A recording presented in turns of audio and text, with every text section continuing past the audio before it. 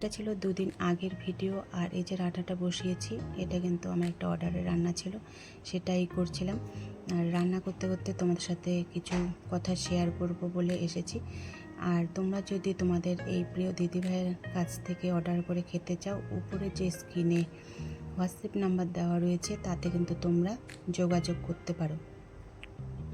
আর একটা কথা বলে রাখি, তার জন্য কিন্তু আমাকে আগের দিনই জানাতে হবে। আর আমার কিন্তু কোনো ডেলিভারি বয় নেই।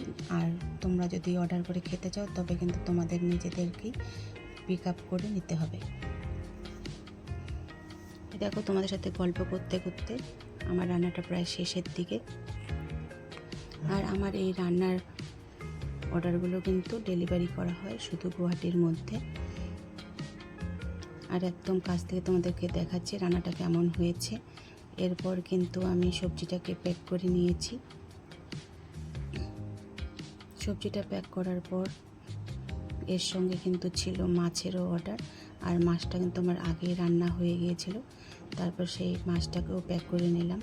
তারপর কিন্তু যথাসময়ে আমি সমস্ত কিছু গুছিয়ে ডেলিভারিও দিয়ে দিয়েছিলাম।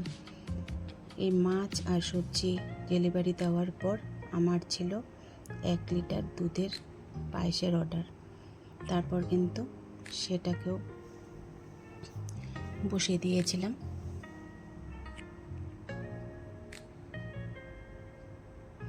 আর যে পায়েসটা অর্ডার করেছিল সে কিন্তু আমাকে কিছুই বলে যে কী করে করতে হবে, মানে কীভাবে কী দিয়ে বানাবো না বানাবো। তাই আমি নিজের ইচ্ছে মতোই করেছিলাম। আর পায়েসটাও কিন্তু বেশ ভালোই ছিল। তারপর ঠান্ডা করে কিন্তু প্যাক করে নিয়েছিলাম।